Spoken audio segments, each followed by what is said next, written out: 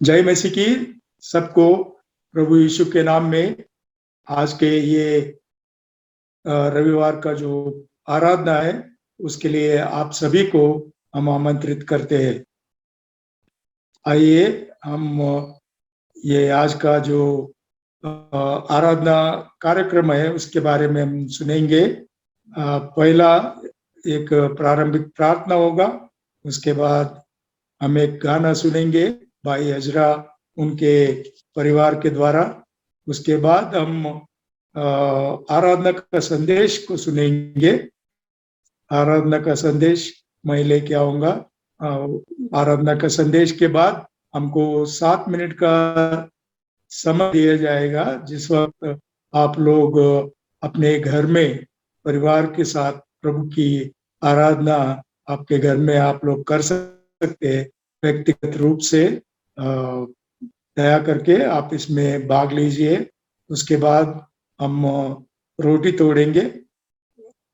रोटी के लिए हम जैसा आपको पहले से बताते आ रहे हैं कि आप लोग अपने घर में छोटा सा एक थाली में ब्रेड और द्राक्ष रस लेकर रखेंगे पहले ही, तो अच्छा होगा। तो जब हम लोग यहाँ पर रोटी तोड़ते हैं तो आप लोग भी रोटी तोड़ सकते हैं और द्राक्ष रस में भाग ले सकते हैं। उसके बाद हम मेज के लिए प्रार्थना करेंगे।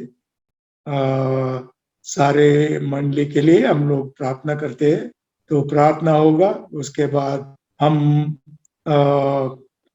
वो भाई लूक के द्वारा हम मुख्य संदेश को सुनेंगे। कृपा करके आप सब लोग संदेश के लिए आप सुनने के लिए तैयार हो जाइए, और कोई भी जो भी ये जो कार्यक्रम है इससे आप वंचित ना हो जाए, हमारी विनती आपसे है। उसके बाद हम लोग भेंट के लिए एक गाना गाएंगे। उसके बाद हम आखिरी सूचना के बाद आखिरी प्रार्थना होगा। उसके बाद हम आज का ये जो आराधना कार्यक्रम है उसको हम खत्म करेंगे। तब तक आप सब हमारे साथ बने रहिए। अब हम प्रार्थना करेंगे कि आप परमेश्वर हम लोगों को इस आराधना में हम लोगों को चलाए, हमारी मदद करे। हमारी जो भी वचन देते हैं वचन सामर्थ्य के साथ, प्रभु की आत्मा के साथ वो कहा जाए, ताकि हम लोग आराधना में आत्मा और सच्चाई से परमेश्वर की आराधना करने के लिए परमेश्वर हमसे बातें करे। आइए प्रार्थना करेंगे। हमारे जीवते परमेश्वर, आपकी स्तुति और बड़ाई करते हुए प्रभु यीशु के ऊंचे और मधुर नाम में आपके सन्मुख आते हैं। प्रभु आपकी स्तुति और बड़ाई करते हैं। हम जैसे लोगों को आपने इस दुनिया में रखा, बहुत सारे हमसे भी प्रभु जी अमीर लोग जो ज्ञानी थे, और प्रभु जी हमसे भी जो योग्य लोग थे प्रभु इस दुनिया को छोड़कर चले गए हैं।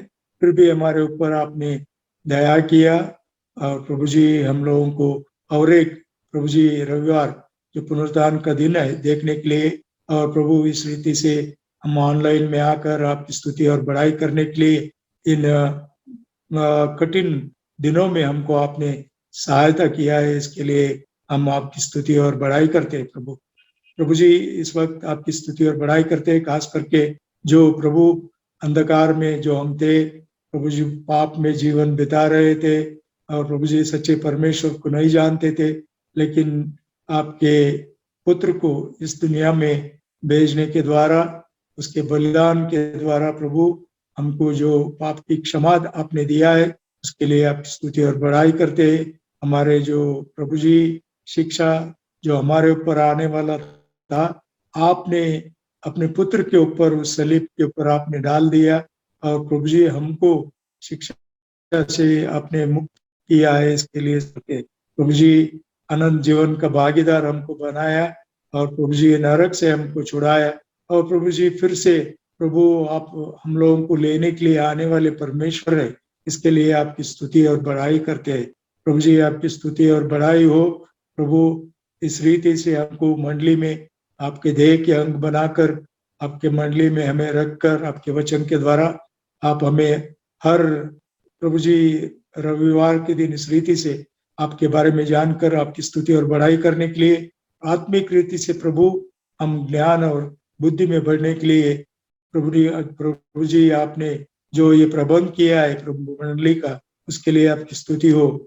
आपको हम महिमा और आदर देते हैं प्रभु, और अब प्रार्थना करते हैं कि आज की जो इस आराधना का दिन है और आराधना के समय आप हमारे साथ रहे और प्रभु जी हमें अगुवाई करे, हमारे प्रभु जी दिलों को खोले ताकि आपके वचन को हम प्रभु स्वीकार कर सके, हमारे कानों को खोले ताकि आपके वचन को हम सुन सके।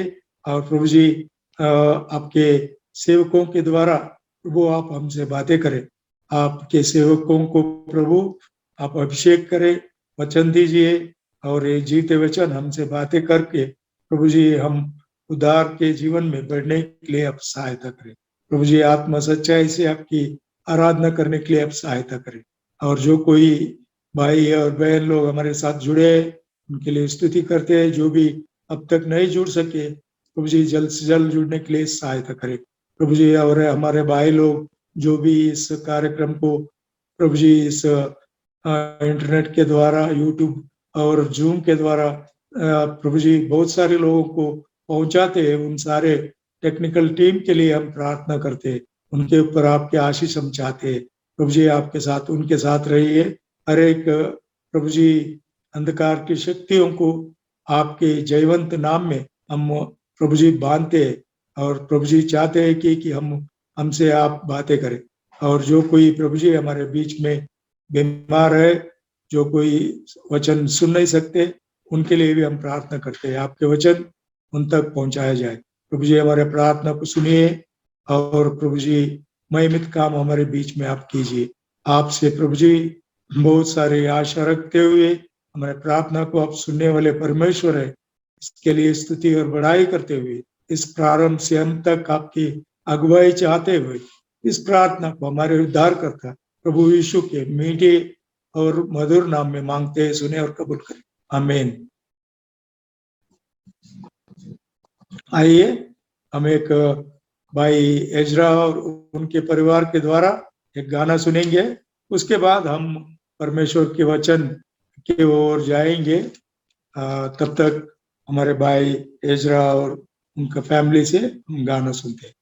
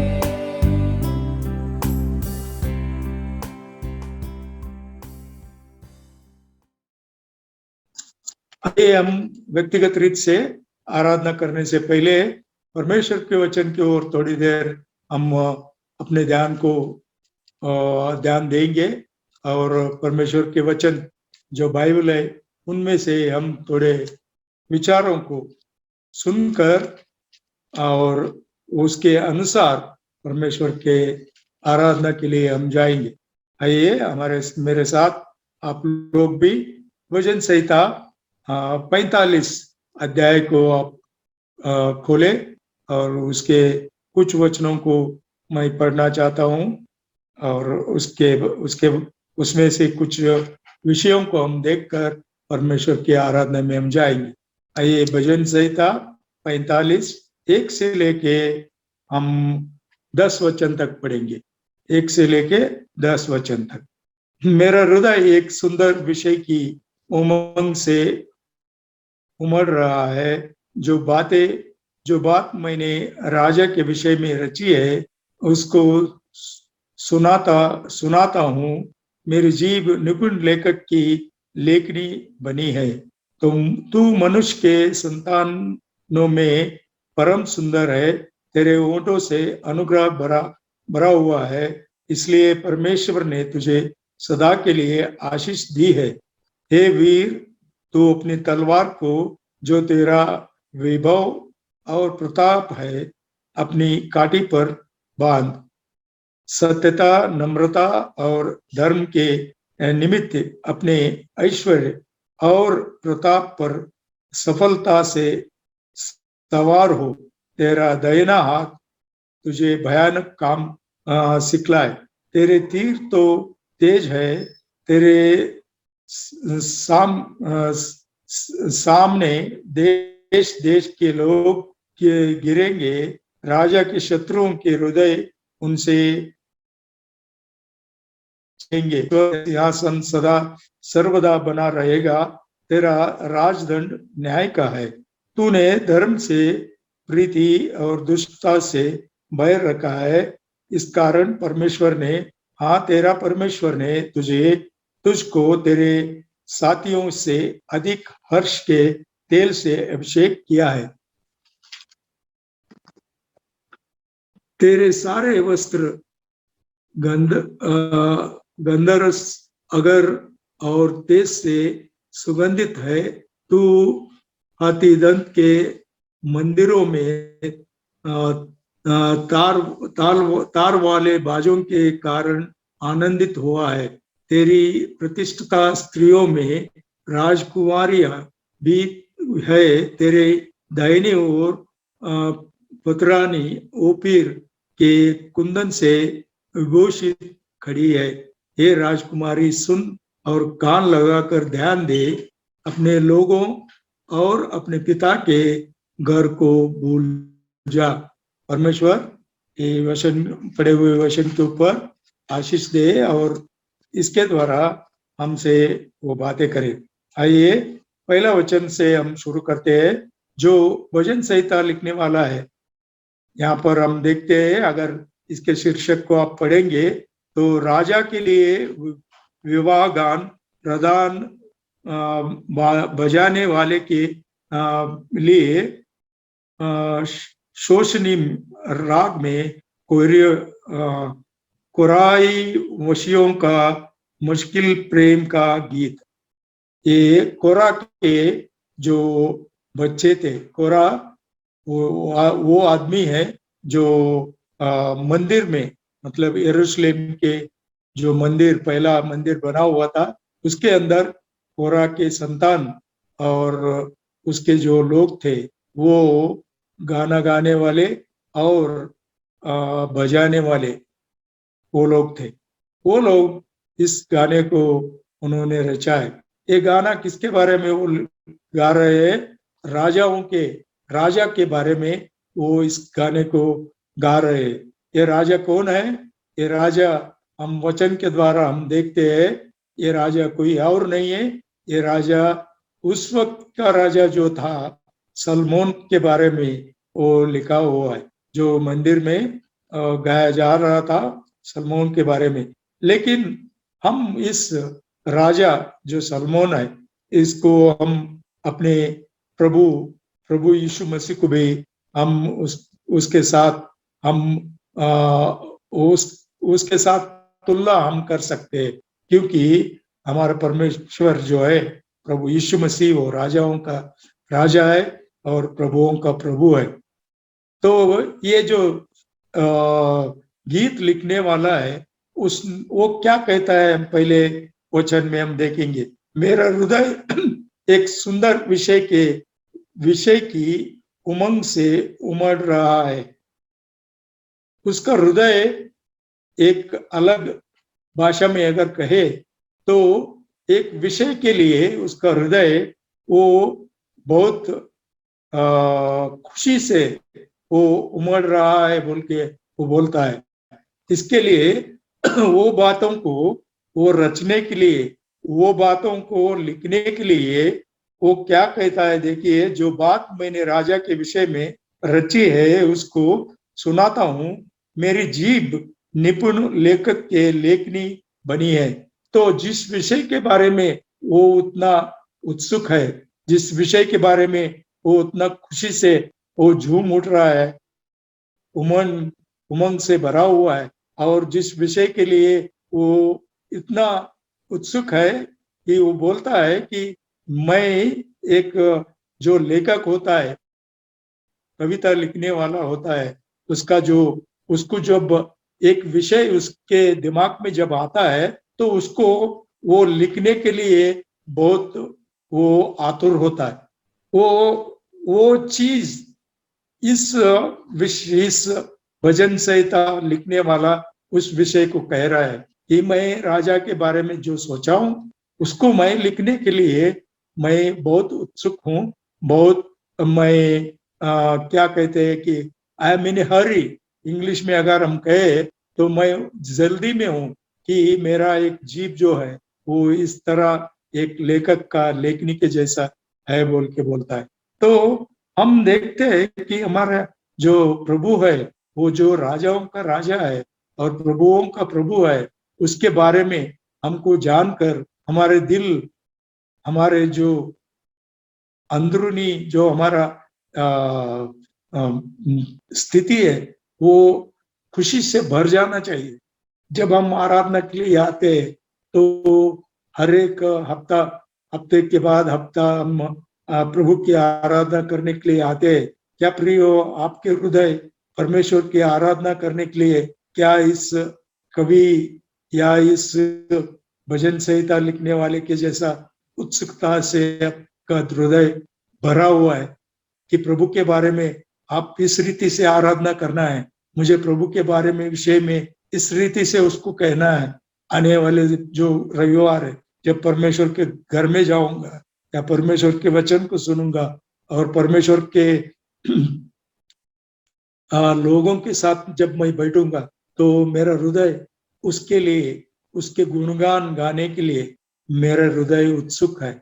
मेरा हृदय एक जो लेखक के जो लेखनी के समान, क्या मेरा जीव तैयार है कि प्रभु की गुण गाने के लिए हमको अपने आप को परखना है। इस रीति से हमको परमेश्वर के नजदीक आना है कि हम परमेश्वर के गुण गा सके, उसके बारे में हमको जानना है। जब तक हम उसके गुण को नहीं पहचानते, उसके गुण को नहीं जानते, उसको सराह नहीं सकते। उसको सराहना ही आराधना है, उसको ऊंचा उठाना ही आराधना है। उसके सिवाय कोई और आराधना नहीं है। इसके लिए वो बोलता है दूसरे वचन में उसके बारे में वो वर्णन कर रहा है। राजा जो प्रभु यीशु मसीह है, मेरा और आपका जो हमारा मालिक है या राजा है, वो हम देखते हैं वो क्या बोलता है। देखिए दूसरे वचन में, तू मनुष्य की संतानों में परम सुंदर है।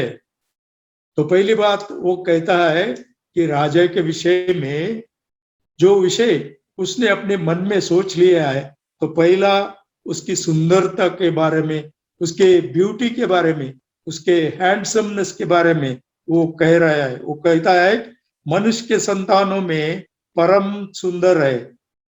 पहली बात, क्या आप प्रभु यीशु मसीह को उस सुंदरता में आप देख सकते हैं।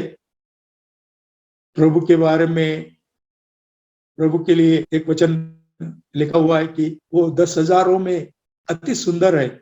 देखिए, एक वचन हम देखते हैं जो श्रेष्ठ गीत में लिखा हुआ है। श्रेष्ठ गीत 5वां अध्याय में समझता हूँ।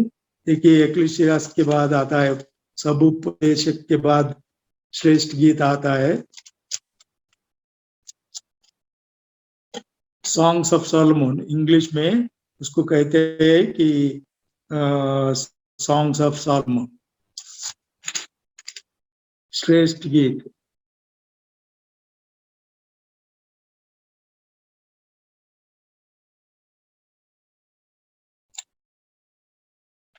देखिए 9वां वचन, 5वां अध्याय 9वां वचन। हे स्त्रियों में परम सुंदरी, तेरा प्रेमी और प्रेमियों से किस बात में उत्तम है। तू क्यों हमको ऐसी शपथ धराती है। मेरा प्रेमी गोरा और लाल सा है, वह 10,000 में उत्तम है। यहाँ पर हम देखते हैं कि इस जो श्रेष्ठ गीत का जो स्त्री है, उसको, जो दुल्हन है, उसको ये जो यरूशलेम के स्त्रियां है, उसको प्रश्न डाल रहे हैं कि तेरा जो प्रेमी है, हम दूसरे प्रेमियों से क्या है, उसके अंदर इतना बड़ापन है कि हम लोग उसके बारे में सुनते हैं। तो वो कहती है, प्रेमिका कि वो कहती है कि मेरा जो प्रेमी है, मेरा प्रेमी गोरा और लाल सा है, वो 10,000 में उत्तम है। हमारा परमेश्वर जो प्रभु है, वो राजाओं का राजा है, वो 10,000 में से उत्तम है। उस गोरा सा रंग वाला है बोल के परमेश्वर के वचन में लिखा है। अगर 10,000 लोगों को आप खड़ा करेंगे, हर एक 10,000 में हमारा प्रभु अत्युत्तम है। वो सबसे सुंदर परमेश्वर है इस दुनिया में। देखिए, हमारा जो प्रभु यीशु मसीह है, वो परमेश्वर होते हुए भी मनुष्य बनकर आया। क्यों आया? हमको, आपको इस पाप से छुड़ाने के लिए, हमको और आपको इस दलदल से बचाने के लिए, हमको और आपको वो नरक को जाने से बचाने के लिए इस दुनिया में आया। परमेश्वर का वचन कहता है वो अति सुंदर और गोरा सा लाल वो था बोल के परमेश्वर के वचन में लिखा है। लेकिन मुझे और आपको छुड़ाने के लिए उसका जो सुंदरता था, क्या हुआ, उसके बारे में कभी आपने सोचा है? मेरे लिए, आपके लिए वो अपना सुंदरता को कैसा उसने बनाया, उसका सुंदरता कैसा हुआ, परमेश्वर ने उसके साथ क्या व्यवहार किया, उसके बारे में कभी हमने सोचा है? देखिए, यशायाह की किताब, उसके 52 अध्याय को हम देखेंगे। यशायाह 52 अध्याय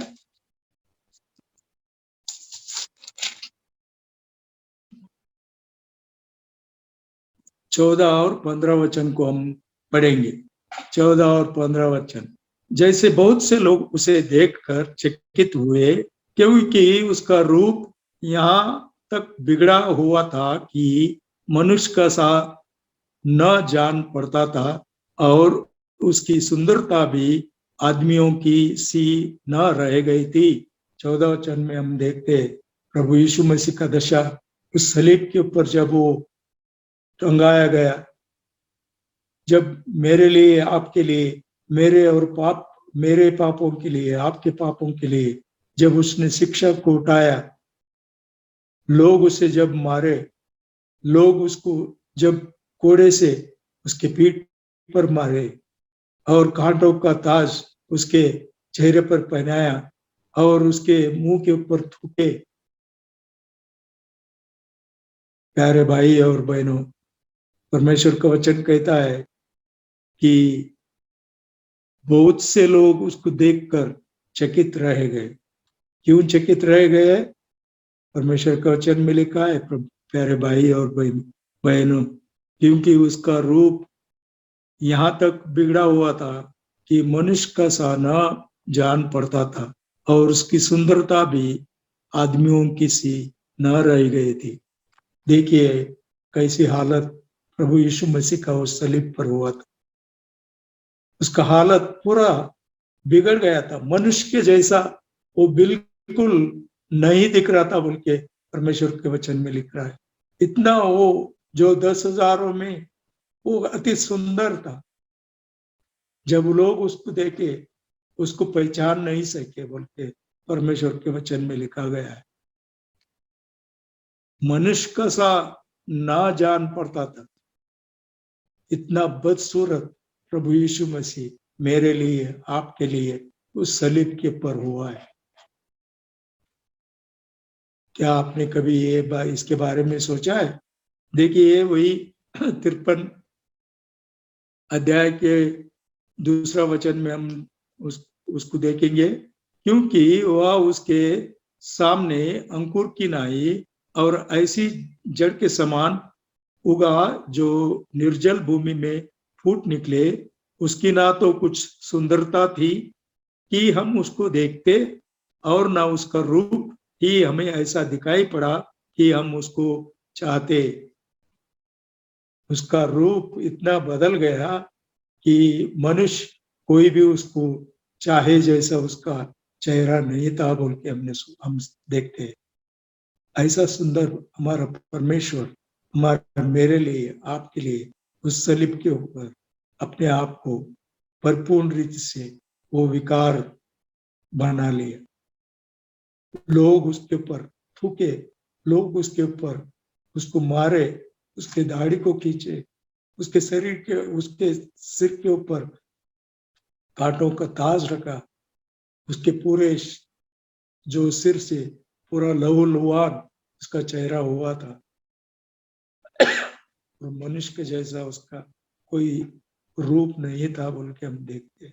प्यारे भाई और बहनों, ऐसा सुंदर हमारा राजा मेरे लिए आपके लिए वो सेवक बना। वो एक क्या कहते द्रोही के समान उस सलीब के ऊपर वो मेरे लिए आपके लिए टंगाया गया। आप उसके लिए, मैं उसके लिए क्या दे सकता हूँ? क्या दे सकते हैं आप? कुछ नहीं दे सकते।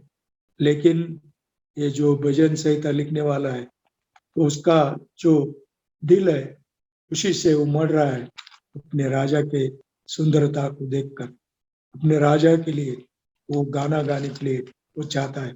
क्या आपका दिल आज प्रभु यीशु मसीह की सुंदरता को देखकर और जो बलिदान उसने किया है उसको आप जानकर उसको स्तुति और बड़ाई करना चाहते हैं? प्यारे भाई और बहनों, हम देखते हैं कि हमारे आराधना सुनने के लिए प्रभु वो आज भी वो अपने कानों को खोल के रखा है। दूसरे विषय को हम देखते हैं कि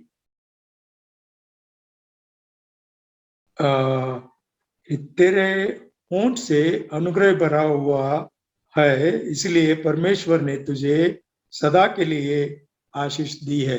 दूसरा विषय हम प्रभु यीशु मसीह के बारे में हम देखते हैं कि उसके होंठ से अनुग्रह भरा हुआ है। मतलब जब प्रभु यीशु मसीह वो बात करते हैं, उनके बातों में अनुग्रह भरा हुआ है बोल के हम देखते हैं। उसके बाद जब वो बात करते हैं उसमें आप उसकी जो दया का जो वचन है, जो प्यार प्यार भरा जो वचन है, वो वचन उसके मुंह से निकलते थे बोल के हम देखते।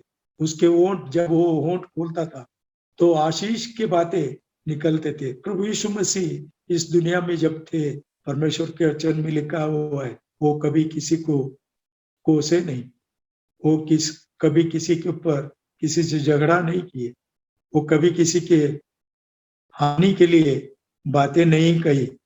प्रभु यीशु मसीह हमेशा चंगाई देने वाले बातें उन्होंने की है, शांति की बातें उन्होंने की है और आशीष देने वाले बातों को उन्होंने की है। प्रभु यीशु मसीह इस दुनिया में जब थे, वो परमेश्वर के राज के विषय में मेरे और आपके जो उद्धार का संदेश इस दुनिया में उन्होंने अपने होठों से सारे मनुष्य के लिए उसने दिया है।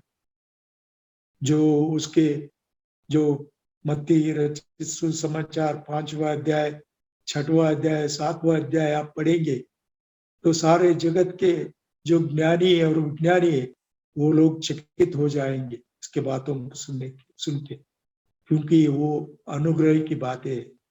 देखिए लूका रचित सुसमाचार 4वां अध्याय और उसका 22 वचन नाम पढ़ेंगे। लूका रचित सुसमाचार उसका 4वां अध्याय 22 वचन।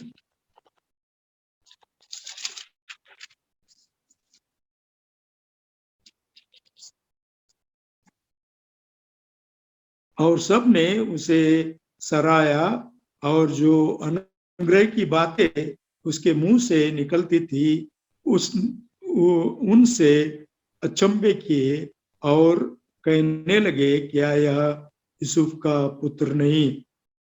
देखिए वैसे इंग्लिश में भी मैं पढ़ना चाहता हूँ। And all were speaking well of him and wondering at the gracious words which were falling from his lips, and they were saying, is this not Joseph's son? तो यहाँ पर हम देखते हैं जो उसके मुंह से अनुग्रह की बातें वो छलकते थे, वो निकलते थे, उसके बारे में सब लोग अचंभे किए बोल के परमेश्वर के अक्षर में लिखा हुआ है। अगर आप 20 और 21 पद को पढ़ेंगे तब उसने पुस्तक बंद करके सेवक के हाथ में दे दी और बैठ गया और आराधनालय के सब लोगों की आंख उस पर लगी थी। तब वह उनसे कहने लगा कि आज ही यह लेखा तुम्हारे सामने पूरा हुआ है। तो इधर का जो वक्त है वो वक्त ये है कि प्रभु यीशु मसीह एक मंडली में जाते हैं। वो जब मंडली में जाती है तो मंडली में जो सेवक था उनके हाथ में यशायाह की किताब उनके हाथ में थमाते हैं, तो उसको खोलकर वो एक अध्याय को पढ़ते हैं जहाँ पर उसके बारे में प्रवादना होता है, जो उसके बारे में प्रोफेसी बोलते हैं, जो प्रवचन उसके बारे में दिया गया था उसके बारे में वो पढ़ते हैं। तो वो पढ़कर वो बोलते हैं कि आज इस वचन की परिपूर्णता हुई है। तो जब प्रभु यीशु मसीह बातें करते थे लोग उसके बारे में अचंभा करते थे। प्यारे भाई और बहनों, हमारे बारे में भी हमको आज सोचना है, क्या हम यीशु मसीह लोग कहलाते हैं? क्या हमारे बातें अच्छी बातें है या हमारे बातें सुनकर लोग हमसे भाग जाते? जब हम प्रभु यीशु मसीह के बारे में सोचते हैं तो उनके जो मुंह से बातें निकलते थे हर एक को शांति, समाधान और सांत्वना देने वाले बातें होते थे। इतने नहीं, परमेश्वर के सुसमाचार के बारे में बातें होते थे। तो इसके लिए लिखा गया है। तो यहाँ पर भजन संहिता रचने वाला कहता है कि तेरे ओंठ अनुग्रह भरा हुआ है। इसलिए परमेश्वर ने उसको क्या किया है? परमेश्वर ने तुझे सदा के लिए आशीष दी है।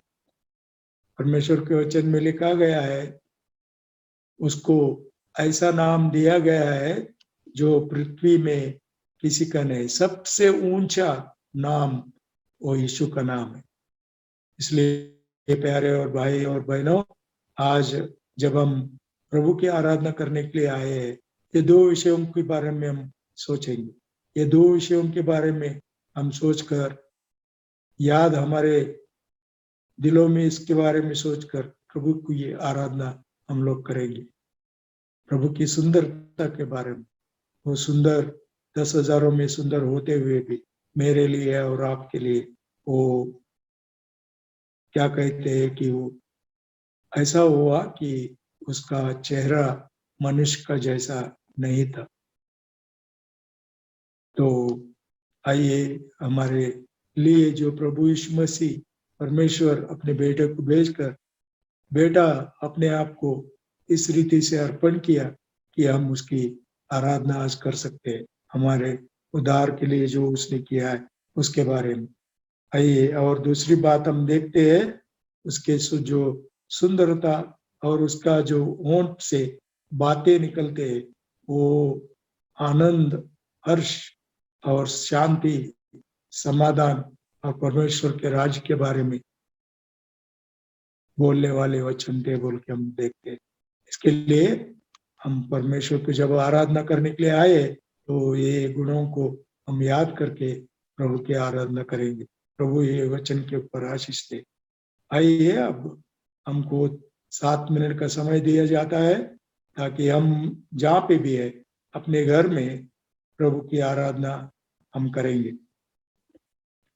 एक भाई और एक बहन, अगर आप हस्बैंड एंड वाइफ है, पति पत्नी है, तो दोनों मिलकर आप एक के बाद एक प्रभु की ये आराधना कर सकते हैं। इस रीति से आपके बच्चे भी इसमें शामिल हो सकते हैं।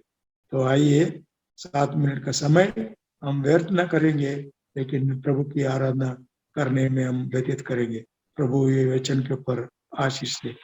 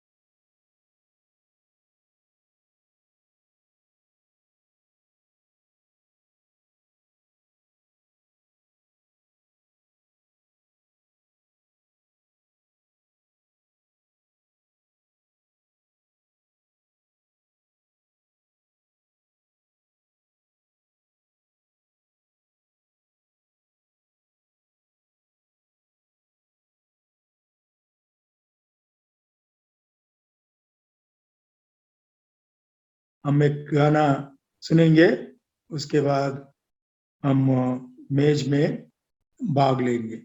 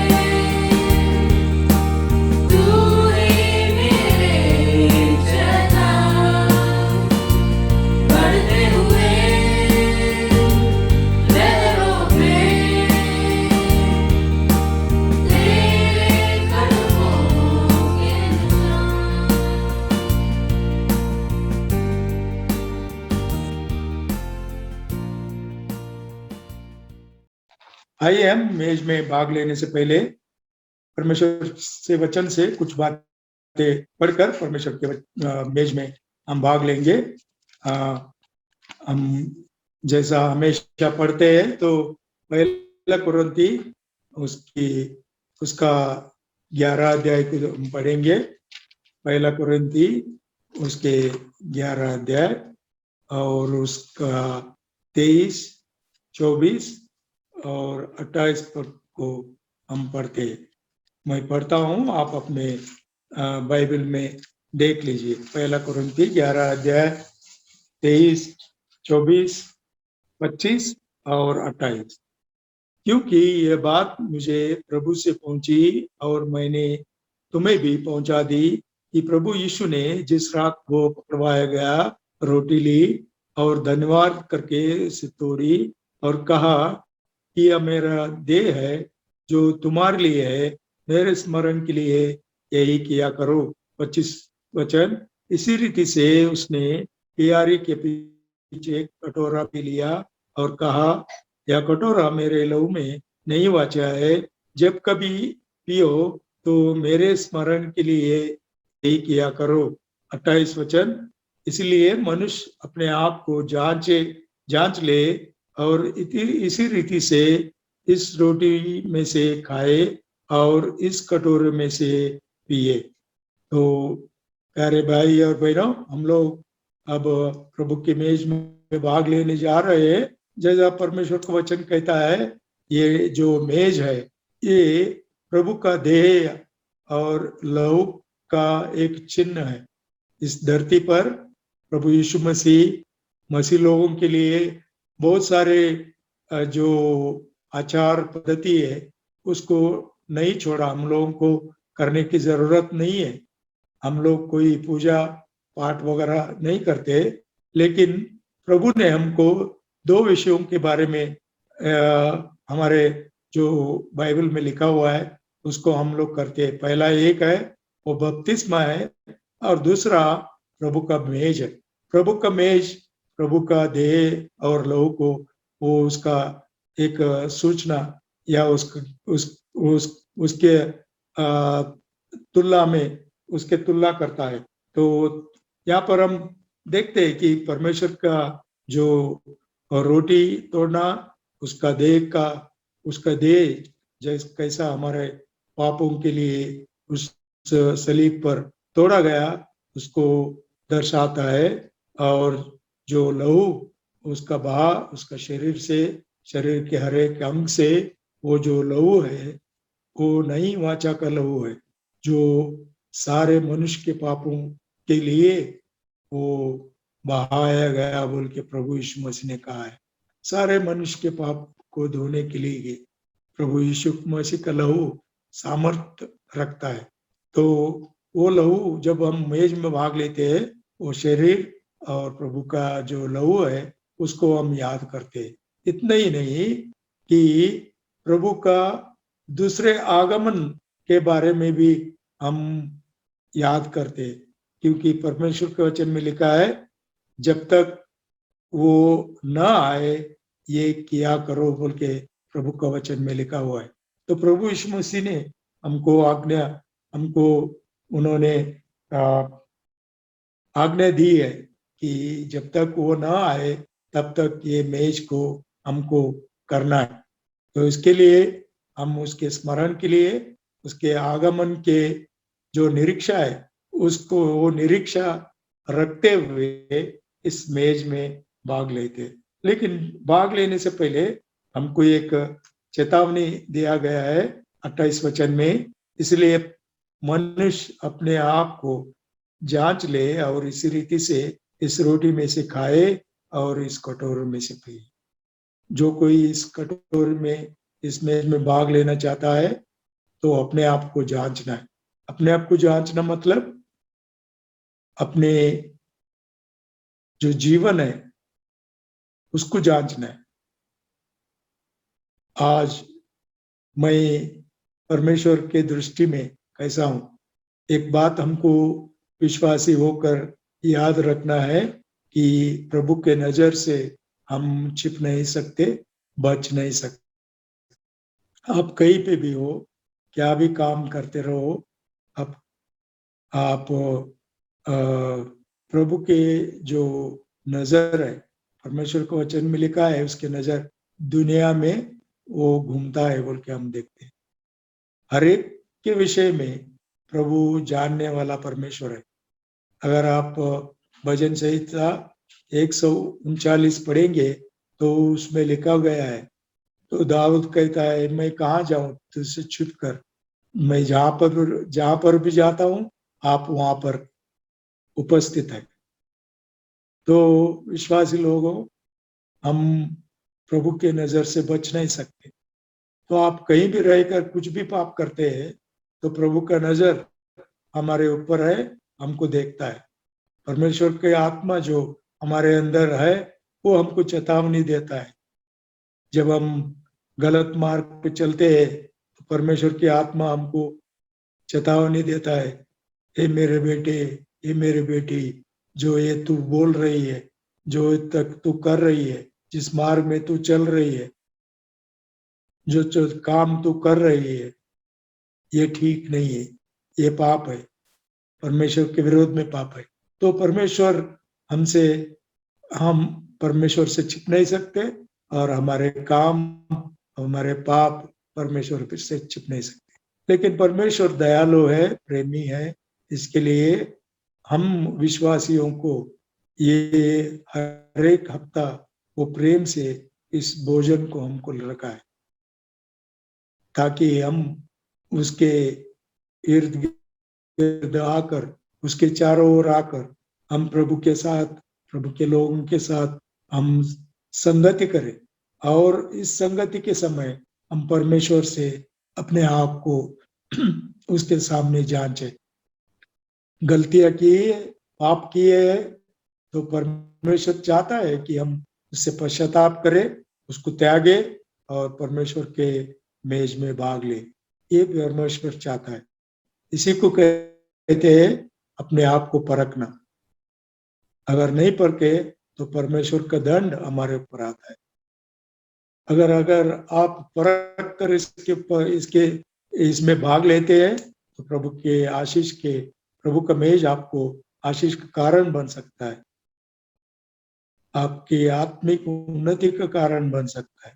अगर जांच कर आप ठीक ठाक न करके भाग लेंगे तो आप प्रभु के दंड के नीचे आते हैं। तो परमेश्वर का वचन बहुत साफ से लिखा हुआ है। देखिए तीसरा तीस 30वां वचन में, वही पहला कुरिन्थी 11 अध्याय 30 वचन। इसी कारण तुम में से बहुत से निर्बल और रोगी है और बहुत से सो भी गए। अगर दंड हमारे ऊपर आएगा तो क्या होगा? हमको निर्बल होंगे, रोगी होंगे और आत्मिक रीति से हम सो जाएंगे। मतलब बैकस्लिडन लाइफ, ठंडा ठंडा जीवन, आत्मिक जीवन में उन्नति नहीं है, खुशी नहीं, और परिपूर्ण रीति से दुनिया में खो चुके और शारीरिक जीवन को जीते हुए इस दुनिया में हम रहते। तो परमेश्वर नहीं चाहता हम इस रीति से रहे। इसके लिए आइए हम अपने आप को जांच कर परमेश्वर के मेज में भाग लेंगे, प्रार्थना करेंगे। उसके बाद परमेश्वर के मेज में भाग लेने के लिए आपको 3 मिनट का समय दिया जाएगा। आपके घर में हम जब यहाँ रोटी तोड़ते हैं तो आप लोग भी रोटी तोड़ सकते हैं। तो प्रार्थना करेंगे छोटी सी।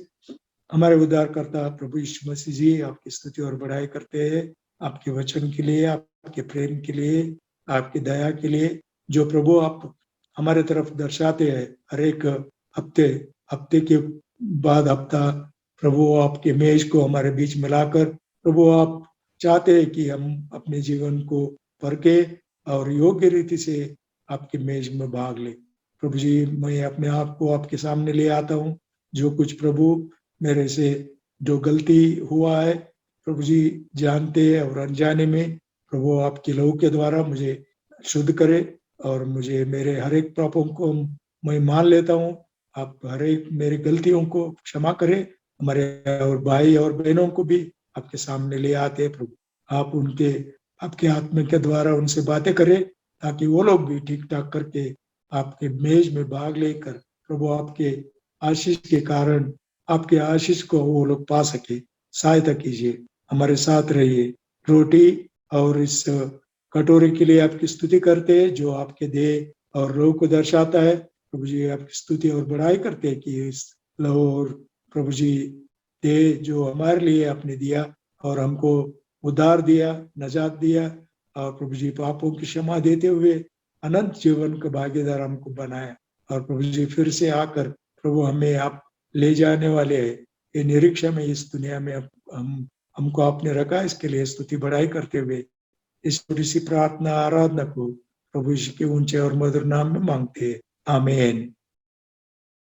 3 मिनट का समय है, आप जल्द से मेज में भाग लीजिए।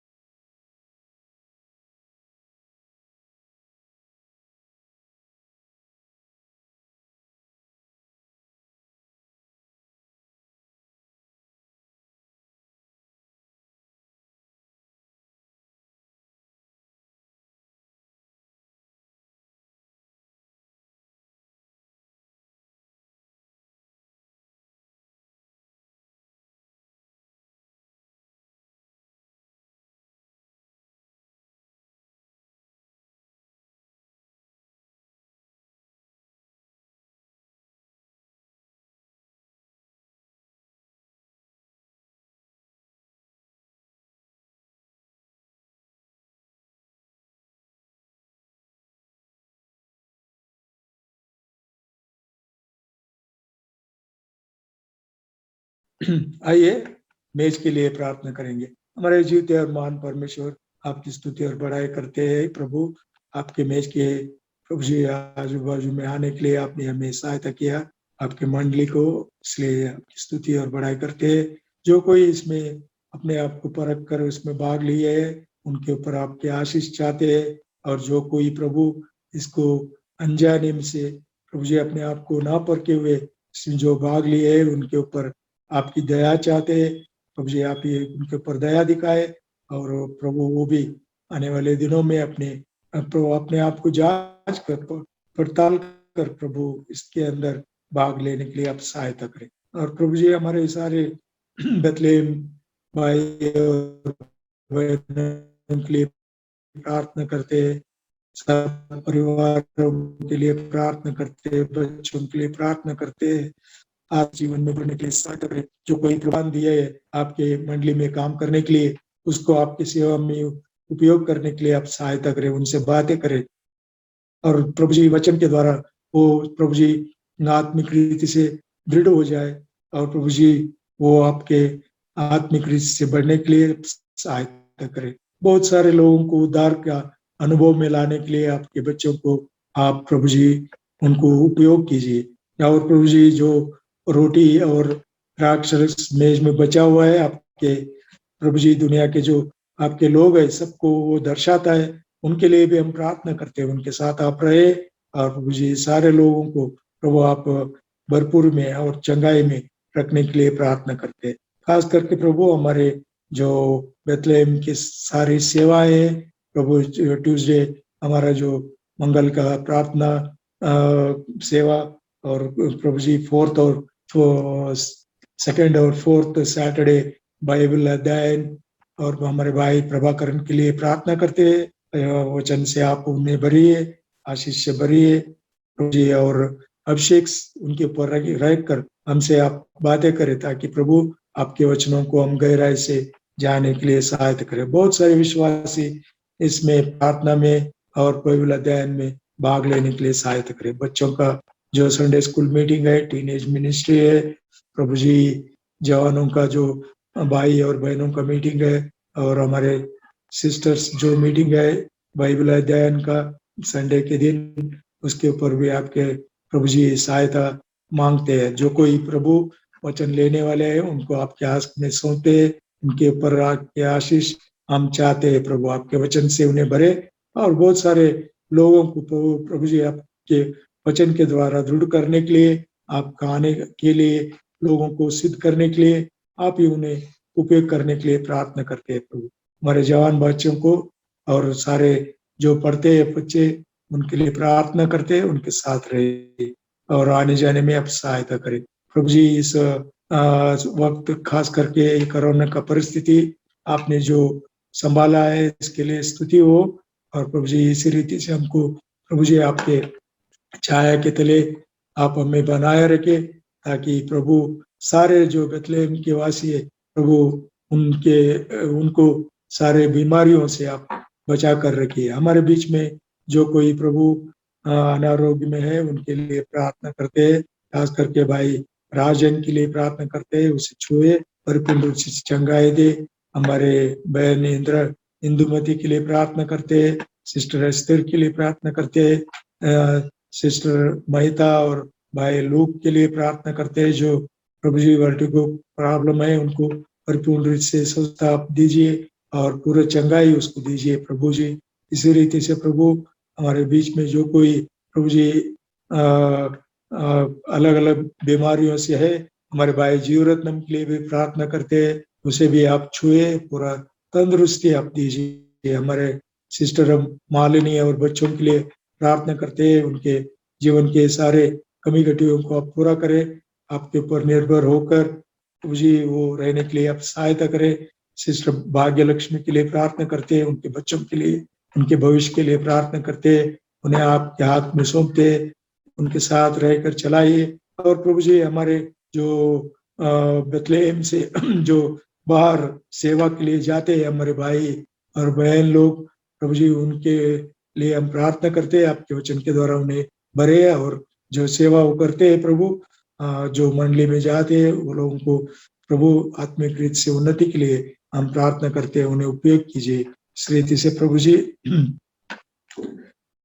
जो हमारे बीच में जो कोई प्रभु जी मंडली के जो लीडर्स है, उन सबको, सारे लोगों को हम आपके हाथ में सौंपते हैं।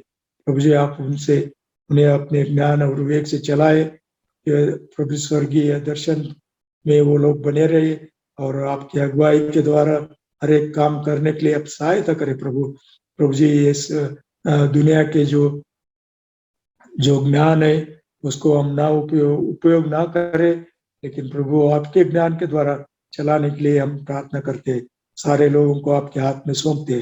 खास करके हमारे प्रभु जी बेंगलुरु के जो मंडलियां हैं और कर्नाटक के, भारत देश के जो मंडलियां हैं, सारे मंडलियों को आपके हाथ में सौंपते हैं।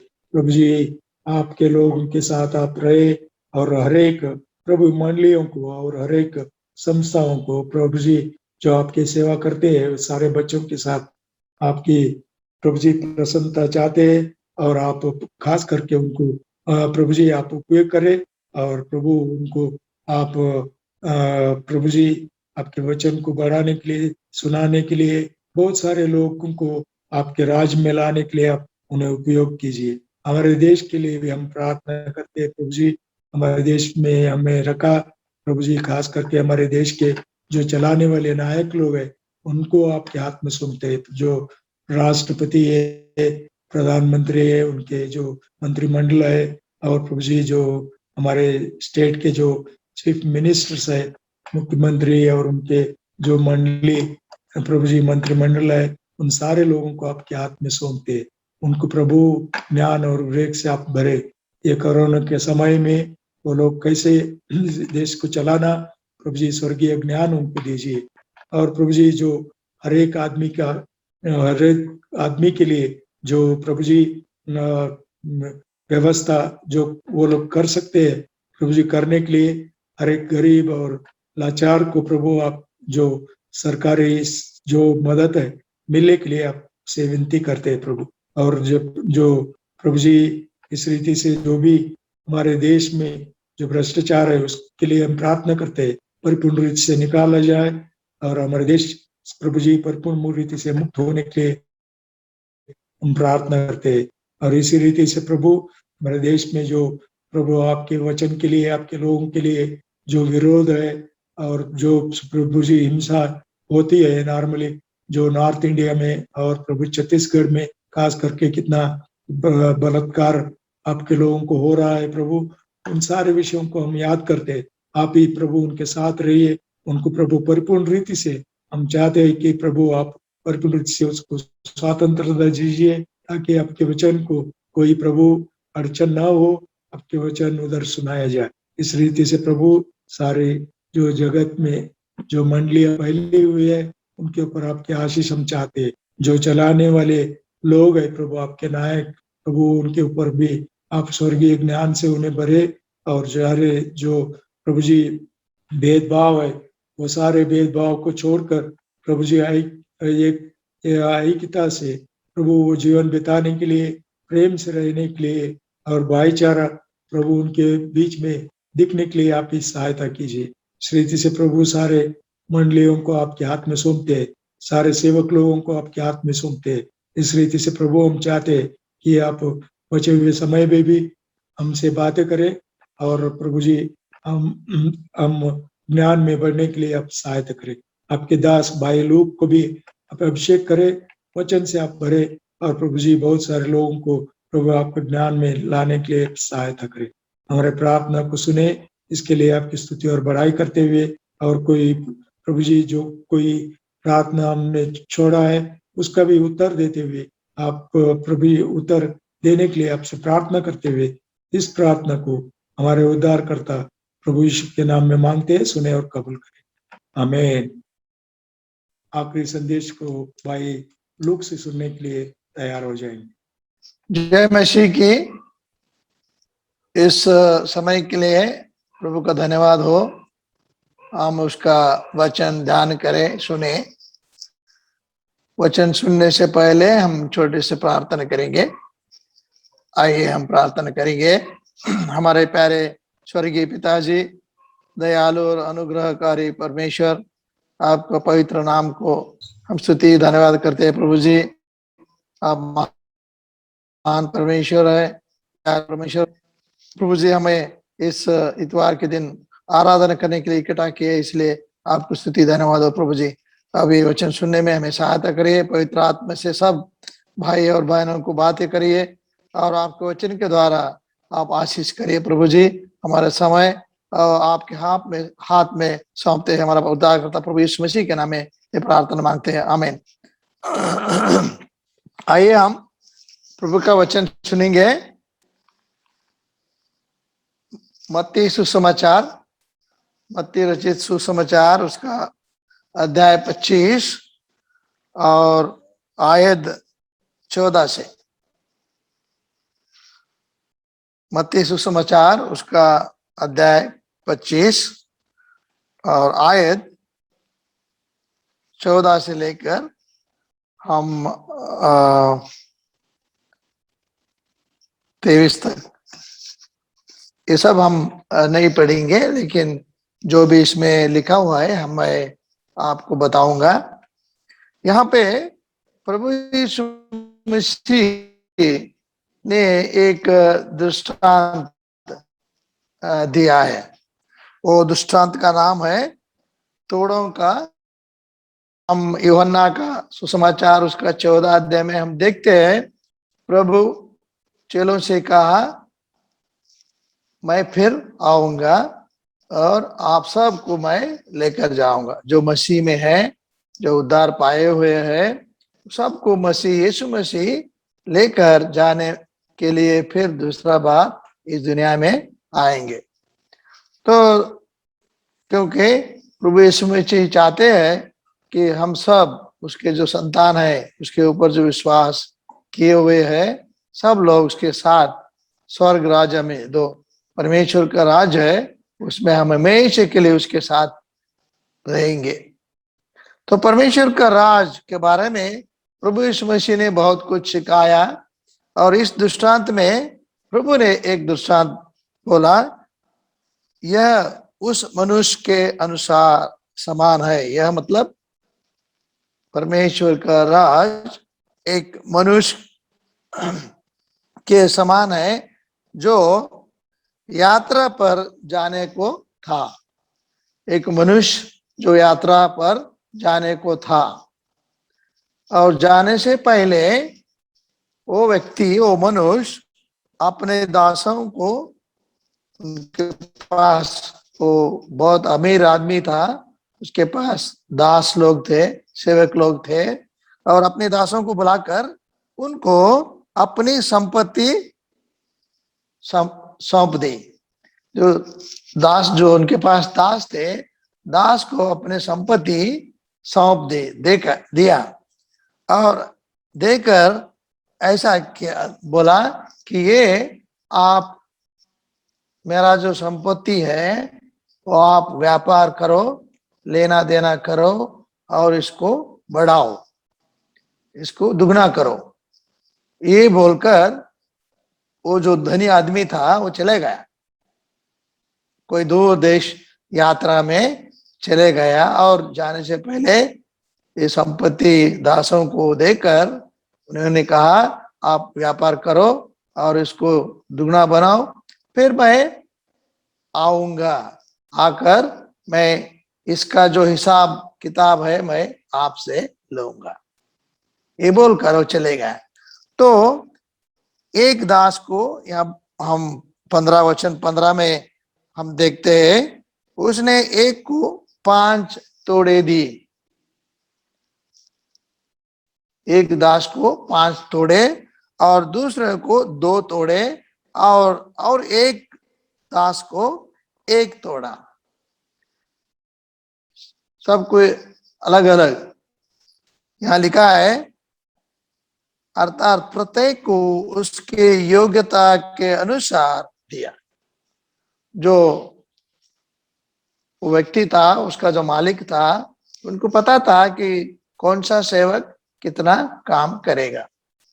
तो वो प्रत्येक सेवक का जो सामर्थ्य था, उसका तो योग्यता था, उसके अनुसार वो थोड़ा दिया और चले गया। और हम देखते हैं यहाँ पे जो वचन 16 में, जिस 5 तोड़े मिले थे, जिससे 5 तोड़े मिले थे, उसने तुरंत जाकर उससे व्यापार किया और 5 तोड़े कमाया। तो जो दास को जो 5 तोड़े मिले थे, वो तुरंत जाकर उसको व्यापार में लगाया और 5 तोड़े कमाया। और वैसे ही दूसरा सेवक था, दूसरा दास था, जो जिसको 2 तोड़े मिले थे, वो भी जाकर व्यापार किया और 2 तोड़े कमाया। लेकिन वो तीसरा जो सेवक था, दास था, जिसको 1 तोड़ा मिला था, वो जाकर अपना जो मालिक का तोड़ा था उसको जमीन में छिपा दिया, उसको व्यापार में नहीं डाला और जमीन में छिपा दिया। और वचन 19 में ये बताता है, बहुत दिनों के बाद उन दासों का स्वामी या जो मालिक था वो वापस आ गया, और आने के बाद उसने उनसे लेखा लेने लगा, हिसाब लेने लगा। तो जब एक एक को बुलाकर हिसाब लेने लगा, जो पहला सेवक था जिसको 5 तोड़े मिले थे, वो और 5 तोड़े उन्होंने कमाया था। तो वो ने बहुत खुशी के साथ वो सेवक आकर उसका हिसाब दिया, स्वामी आपने मुझे 5 तोड़े दिए थे, लेकिन मैं उसको व्यापार कर और 5 मैं कमाया हूं। तो उसको स्वामी ने बोलता है, स्वामी को बहुत खुश हुआ। और देखो क्या उसका जो स्वामी क्या कर रहा, देखो 21 में, वचन 21 में, उसके स्वामी ने उससे कहा, शाबाश हे अच्छे और विश्वास योग्य दास। कैसा दास? अच्छे और विश्वास योग्य, उनको शाबाशगी दे रहा। तो और वैसे ही दूसरा सेवक था, दास था, जिसको 2 कोड़े मिले थे, वो भी 2 और कोड़े कमाया। उसको भी उसका धनी जो स्वामी था, उसको भी वही बोलता है, शाबाश और अच्छे और विश्वास योग्य सेवक या दास। सो दोनों सेवकों को अच्छा इनाम मिला। और बोलता है, आपका जो प्रभु स्वामी का आनंद में आप भागी हो जाओ। स्वामी का जो आनंद है उसमें आप भी भाग ले सकते हैं। और जो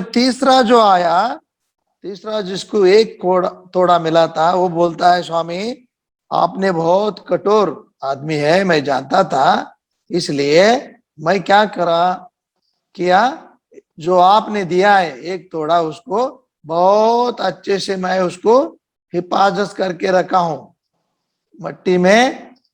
मट्टी खोद कर मैं छिपा दिया हूं। ले आपका जो तोड़ा आपने दिया है, आपका तोड़ा आप ले लो। तो वो स्वामी ने बहुत क्रोधित हुआ उस तीसरा दास के ऊपर और बोलने लगा, तू बहुत दुष्ट और आलसी दास। क्या बोलता है? तू बहुत दुष्ट और आलसी दास। और उसको बाहर डाल दिया। उसको कुछ इनाम नहीं मिला, क्योंकि उन्होंने उनका जो स्वामी का जो तोड़ा था उसका लाभ नहीं करा, उसको व्यापार में नहीं डाला, उसको मिट्टी में जाकर छिपा दिया। तो ये जो दृष्टांत है, प्रभु यीशु मसीह ने अपने चेलों से और लोगों से ये बात स्वर्ग जो परमेश्वर का राज है उसके बारे में बता रहे हैं। तो इससे हम क्या सीखते हैं? प्रभु यीशु मसीह ने हमारा जैसा ये आदमी बताया ना, जो अ, यात्रा पर जाने को था, जो ये आदमी, ये धनी स्वामी, वैसा ही हमारा प्रभु यीशु मसीह भी हमें बोल कर गया है।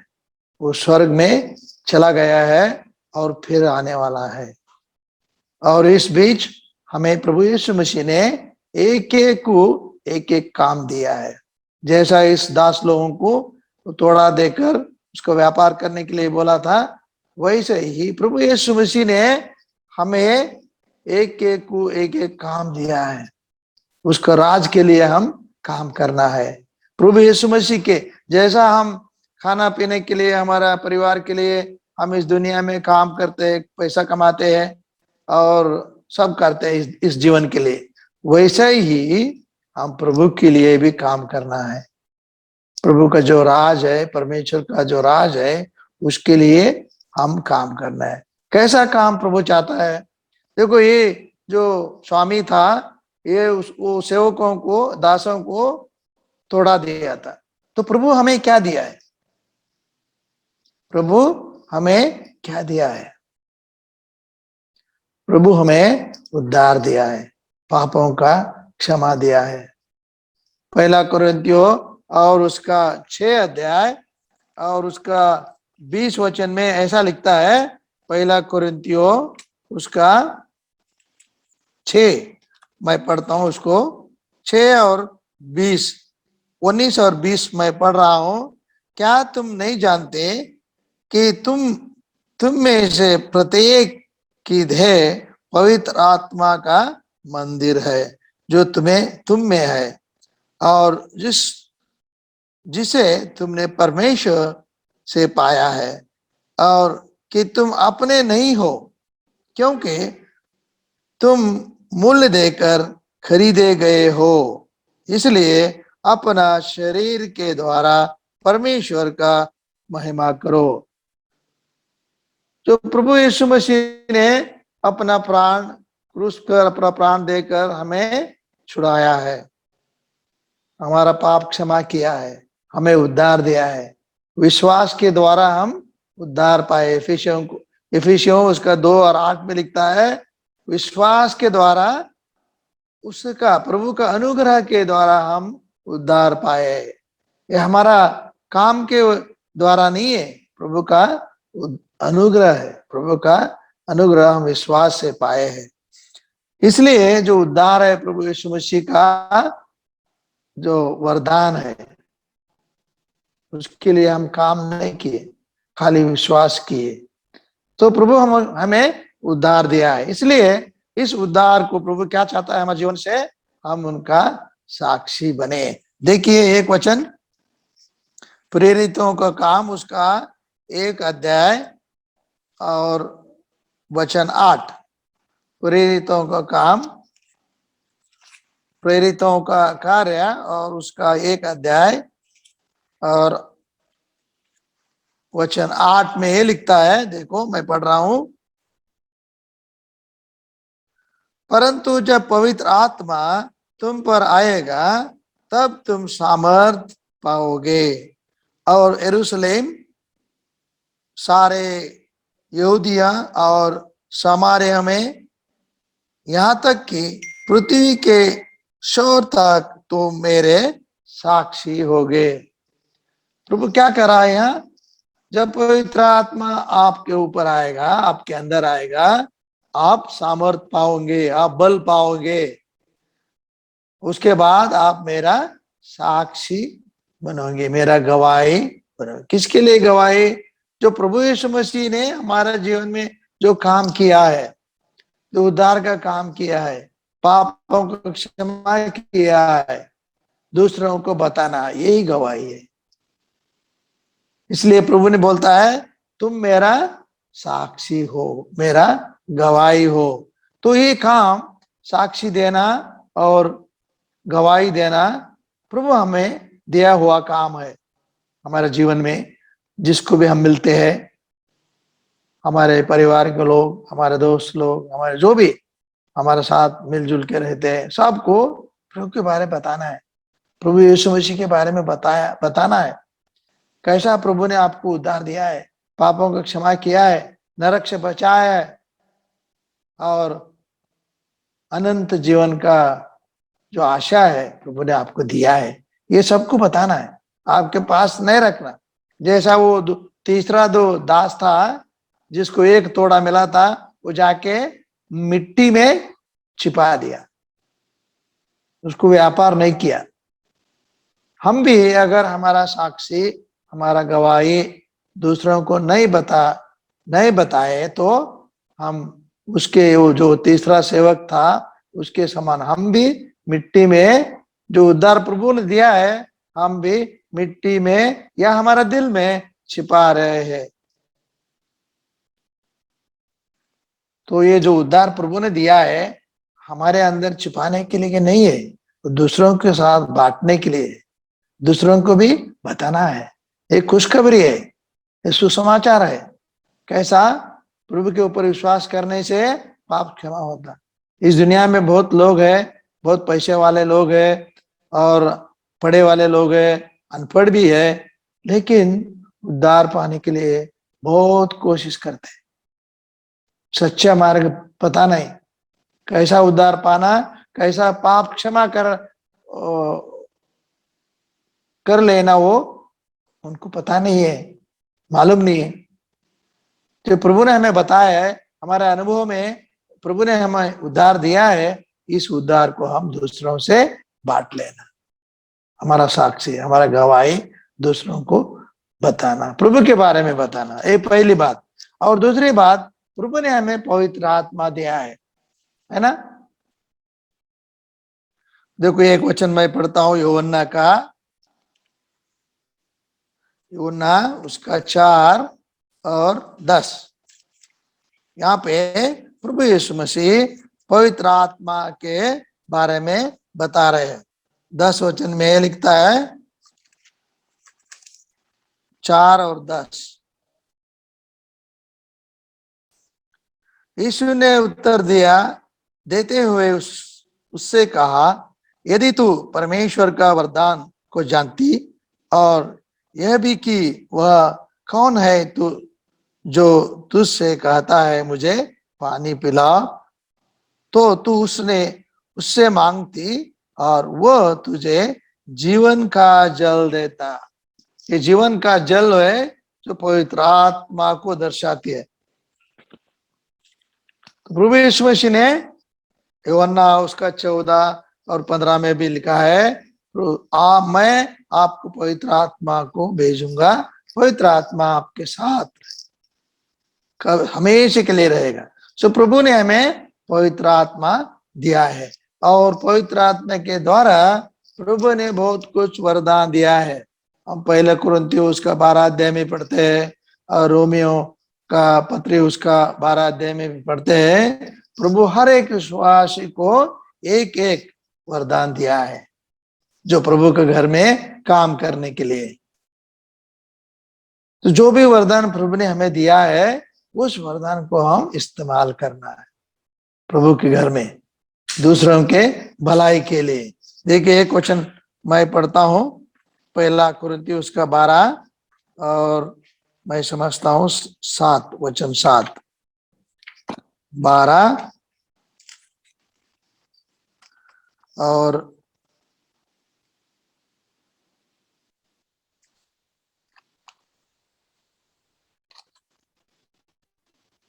परंतु प्रत्येक को सबके भलाई के लिए आत्मिक वरदान दिए जाता है।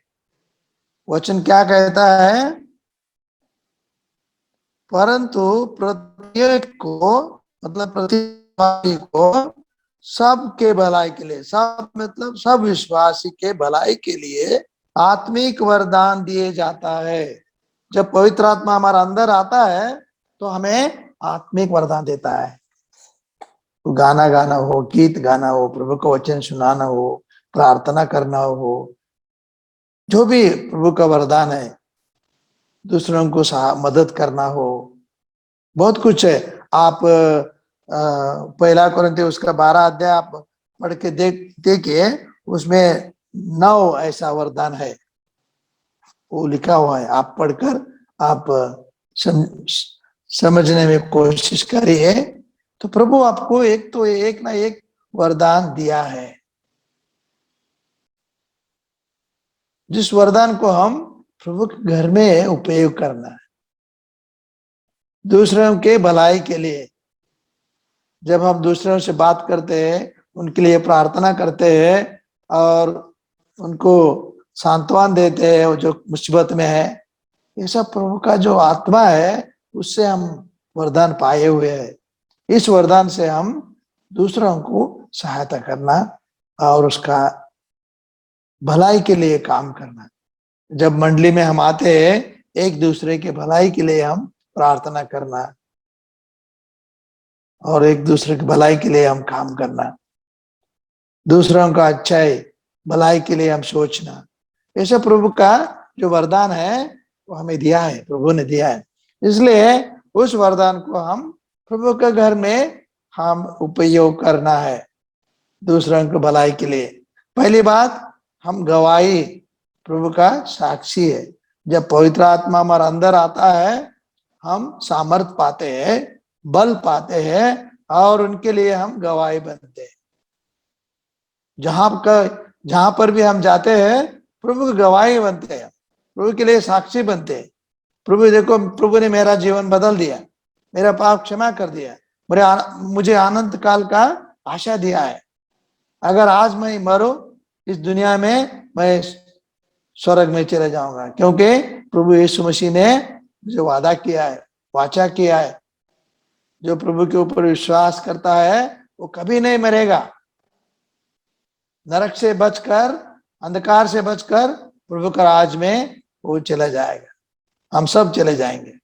जो ये प्रभु का वचन है, उसका जो वाचा है। इसलिए इस वचन के आधार से हम बोल सकते हैं हमारा पाप क्षमा हुआ है, क्योंकि हम विश्वास करे हैं प्रभु के ऊपर। प्रभु यीशु मसीह को हम ग्रहण किए। जो प्रभु यीशु मसीह को ग्रहण करते हैं वो परमेश्वर का संतान बनते हैं। तो इसलिए ये जो गवाही है, ये जो साक्षी है, हम दूसरों को बताना। क्यों बताना? जो आपने उद्धार पाया है, जो आपने अनंत काल, अनंत जीवन पाया है, वो भी पा सके, दूसरे लोग भी पा सके। क्योंकि प्रभु यीशु मसीह सब के लिए मारे गए, खाली हमारे लिए नहीं, सब दुनिया के लोग के लिए। परमेश्वर के वचन कहता है ना, यूहन्ना 3 और 16 में, परमेश्वर ने जगत से ऐसा प्रेम किया कि अपना अकेलौता पुत्र यीशु मसीह को इस दुनिया में भेजा। जो कोई उस पर विश्वास करता है वो नाश ना होता, लेकिन अनंत जीवन पाता है। सबके लिए प्रभु परमेश्वर का प्रेम सबके लिए है। इसलिए जो भी हम अनुभव किए, परमेश्वर का जो प्रेम है, परमेश्वर का जो करुणा है, परमेश्वर का जो दया, अनुग्रह, हमने अपने जीवन में अनुभव किए। इस अनुभव को हम दूसरों को बांट ले, दूसरों के साथ बांट लेना है, साक्षी बनना है। यीशु मसीह के बारे में हम बोलते ही जाना है। मुसीबत आते हैं, क्लेश आते हैं, फिर भी हम प्रभु का साक्षी बनते ही जाना है। प्रभु के लिए हम गवाही देते ही जाना है। जब पहले जो चेले लोग थे, वो लोग प्रभु के बारे में बताने शुरू किए, तो वो जो फरीसी लोग और दो जो यहूदी लोग थे, वो बहुत विरोध किए। फिर भी चेलों ने कहे, हम जो अनुभव किए हैं, हम जो आंखों से देखा है और कानों से सुना है, वो हम बताएंगे, हम चुप नहीं रहेंगे, प्रभु के बारे में हम बताएंगे। 2 शब्द में, प्रभु मेरा उद्धार किया है, प्रभु मेरा पाप क्षमा किया है। आपको भी करता है, आप भी विश्वास करो, प्रभु यीशु मसीह के ऊपर विश्वास करो, आप और आपका घराना उद्धार पाएंगे, प्रभु वचन बताता है। इसलिए पहली बात, हम गवाह, साक्षी है या गवाही है, ये काम प्रभु ने हमें दिया है। दूसरी बात, पवित्र आत्मा हमें दिया है, और पवित्र आत्मा का जो वरदान है, उस वरदान को, जो भी वरदान हमें मिला है, उस वरदान को हम प्रभु के घर में, मंडली में हम उसको इस्तेमाल करना, सबके भलाई के लिए, दूसरों के भलाई के लिए, दूसरे प्रभु का जो संतान है, विश्वासी लोग है, उसका भलाई के लिए जो भी वरदान है वो आप, अगर आप किसी को मदद कर सकते हैं, प्रभु ने आपको कुछ पैसे दिए, आपका भाई जो विश्वासी है और भाई है वो मुसीबत में है, अगर आप कर सकते हैं, उसका मदद कर सकते हैं, आप कर। ये हमारा जिम्मेदारी, प्रभु ने हमें ये वरदान दिया, एक दूसरों का भलाई देखना है, अच्छा देखना है, सहायता करना है एक दूसरों की। इसलिए दूसरा जो काम है, हम प्रभु के घर में, मंडली में जो काम कर सकते हैं, जो भी काम है प्रभु के घर में, जो चटाई डालना है, साफ करना है, या लाइट डालना है, कुछ भी करना है, प्रभु घर में जो भी काम है, सुसमाचार देना है, जो भी प्रभु का घर में काम है, या प्रभु को वचन ध्यान करके प्रभु को वचन बोलना है, या तर्जुमा करना है, जो भी है, गीत गाना है, म्यूजिक बजाना है, जो भी प्रभु ने हमको वरदान दिया है, वो सब प्रभु के घर में हम उनके भलाई के लिए हम उपयोग करना। तो जब प्रभु आएगा, हमें और बहुत कुछ है जो भी प्रभु ने हमें सौंपा है। मैं खाली 2 बातें बताएं। पहले जो उद्धार है, हमारा जो उद्धार है, इस वजह से, इस द्वारा हम प्रभु का गवाही बने हैं उद्धार के लिए। और दूसरा, पवित्र आत्मा ने प्रभु हमें दिया है और इसके द्वारा हम अनेक वरदान पाए हैं, उस वरदान को हम इस्तेमाल करना है। ये 2 बातें हमें, और बहुत कुछ है लेकिन इतना ही, आज इतना ही बस। तो प्रभु के लिए आप हम गवाही बन के, और उसके घर में जो भी काम हमें दिया है वो बहुत विश्वास योग्य के साथ। जब वो स्वामी आया, इस अध्याय में हम देखते हैं, मत्ती 25 अध्याय में, जब वो दासों का जो स्वामी वापस आया बहुत दिन के बाद, और लेख लेने लगा, हिसाब लेने लगा, तो जो दास लोग, जो सेवक लोग अच्छे काम करे, जो भी थोड़ा उसको दिया गया था, उसको व्यापार कर कर और बढ़ाए और कमाए, उसको वो धनी से बहुत, क्या बोला धनी ने, शाबाश, अच्छे और विश्वास योग्य दास। तो ये बातें हम प्रभु से सुनना चाहते हैं। या जो तीसरा जो सेवक था, दास था, उसके ऊपर वो स्वामी बहुत क्रोधित हुआ और बोलने लगा, तुम बहुत दुष्ट और आलसी सेवक हो। ऐसा सुनना चाहते हैं प्रभु से? नहीं ना, हम अच्छे और विश्वास योग्य सेवक, दास, ऐसा सुनना चाहते हैं। इसलिए जो भी हमें जिम्मेदारी दिए गए, जो भी काम हमें दिए गए प्रभु के घर में, या जहां भी हम है, प्रभु के लिए हम गवाही, साक्षी बन के रहने से, प्रभु जब आएगा हमें लेने, वो जरूर आएगा, उसका वाचा है, वो कभी नहीं तोड़ेगा, कभी नहीं झूठ बोलेगा। प्रभु यीशु मसीह ने कहा, मैं फिर आऊंगा, आकर तुम्हें लेकर जाऊंगा। लेकिन एक वचन मैं पढ़ूंगा, यूहन्ना उसका 14,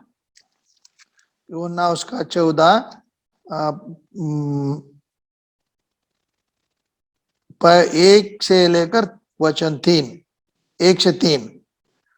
तुम्हारा हृदय व्याकुल न हो, तुम परमेश्वर पर विश्वास रखते हो, मुझ पर भी विश्वास रखो।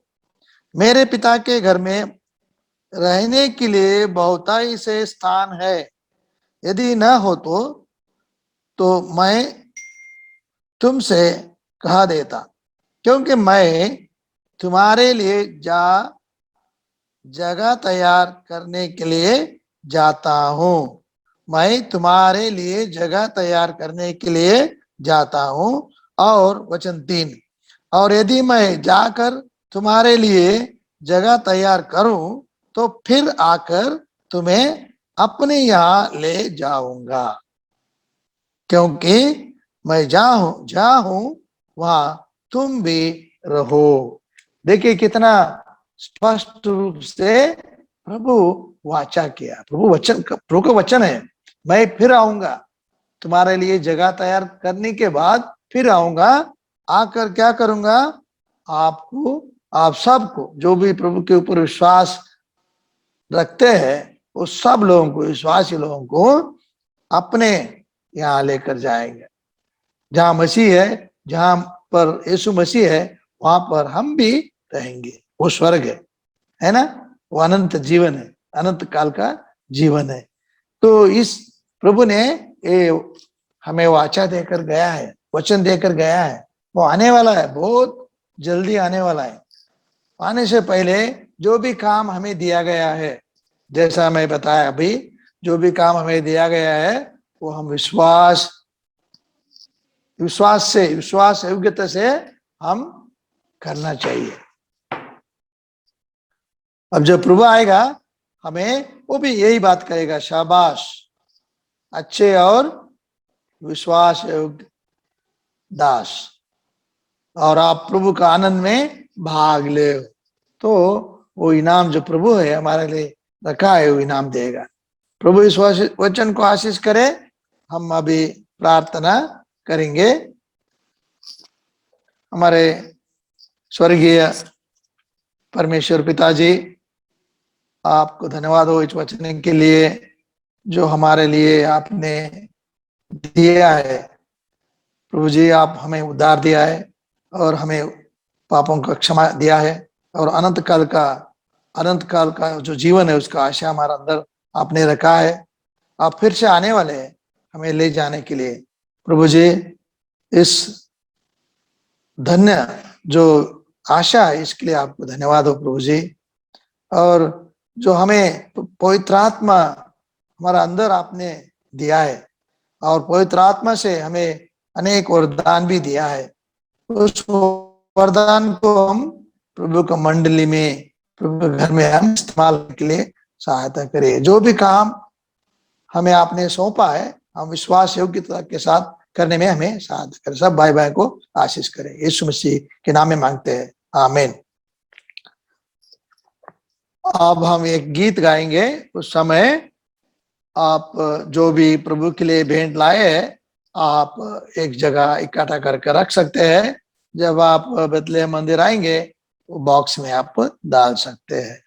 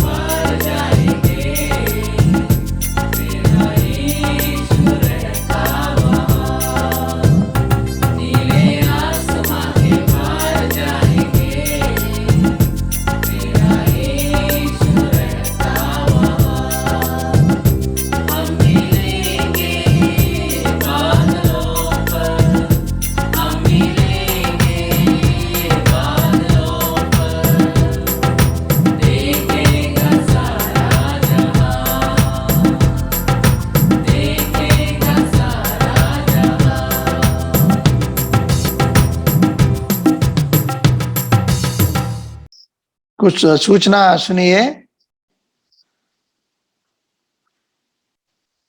हमारा जो ये आराधना कार्यक्रम है हिंदी में हम शुरू किए हैं, तो हर इतवार को हम 10 बजे ये ऑनलाइन पे आराधना सभा रहेगा। आप सब जुड़ जाएंगे और आपका दोस्त लोगों को भी आप बता सकते हैं। और एक बात, जो हिंदी कार्यक्रम था, जो सुसमाचार बोलने का जो आउटरीच कार्यक्रम था, चौथा इतवार को जो शाम में रहता था, उसको हम अभी शाम में नहीं रखेंगे।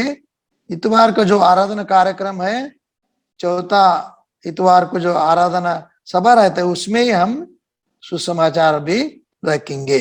सो अलग से सुसमाचार का मीटिंग नहीं रहेगा सितंबर से, यह ध्यान में रखिए। और सबके लिए प्रार्थना करिए। और हमारा जो कलीसिया का जो प्रार्थना है हर मंगलवार को, आप भी उसमें भाग ले सकते हैं। हम हिंदी में भी प्रार्थना का जो पट्टी है, हम हिंदी में भी अनुवाद कर रहे हैं, आप भी भाग लेकर प्रार्थना कर सकते हैं। तो जो भी आप चाहते हैं, जिसको समय है, मंगलवार के दिन 6:30 बजे शाम को आप भी जुड़ सकते हैं जूम मीटिंग में, और प्रार्थना में भी भाग ले सकते हैं। और दूसरा जो कार्यक्रम है, सब कलीसिया का जो सेवकाई है, सबके लिए आप भी प्रार्थना करते रहिए और प्रभु आपके साथ रहे, प्रभु आपको आशीष करे। प्रार्थना करके हमारे प्यारे स्वर्गीय पिताजी, दयालु और अनुग्रहकारी परमेश्वर, इस बहुमूल्य समय के लिए आपको धन्यवाद करते हैं प्रभु जी, जो आपने हमें दिया है आपका आत्मा सच्चाई से आराधना करने में, और आपको मेज में भाग लेने में, और आपको वचन सुनने में जो समय हमें दिया है प्रभु। जो भी वचन हम सुने हैं प्रभु जी, आपके जीवन में, हमारा जीवन में उनके अनुसार चलने में हमें सहायता करिए। सब भाई और बहनों के लिए हम धन्यवाद करते हैं प्रभु जी, जो भी हमारे साथ जुड़ गए हैं उन्हें आशीष करिए, उनका परिवार को आशीष करिए। जो भी कमी घटी है प्रभु जी, आप ही दूर करिए, पूरा करिए। और जो भी मुसीबत में, क्लेश में से होकर जा रहे प्रभु जी, उसके लिए हम प्रार्थना करते हैं प्रभु जी, सब परिवार को आप संभाल के रखिए और आप अगुवाई करिए। पवित्र आत्मा से आप ये अभिषेक करिए और सहायता करिए। जो भी प्रभु जी बीमार में है, सबके लिए हम प्रार्थना करते हैं प्रभु जी, आप ही चंगाई दे दीजिए। इस समय के लिए हम धन्यवाद करते हैं। जो भी आने वाले हफ्ते में जो भी सेवकाई है प्रभु जी, सब सेवकों का आपके हाथ में सौंपते हैं। और हिंदी में भी जो का सभा जो हम चला रहे हैं प्रभु जी, सब भाई बहनों को आशीष होने के लिए हम प्रार्थना करते हैं। सब आपके हाथ में सौंपते हुए इस समय के लिए हम धन्यवाद करते हुए हमारा प्रभु और उद्धार करता है यीशु मसीह के नाम में ये प्रार्थना करते हैं, सुनिए और ग्रहण करिए। आमीन। हमारा प्रभु यीशु मसीह का अनुग्रह, पिता परमेश्वर का प्रेम और पवित्र आत्मा का सहभागिता हमारा साथ सबके साथ होते रहे। आमीन। Praise the Lord. जय मसीह की सबको। प्रभु आपको आशीष करे।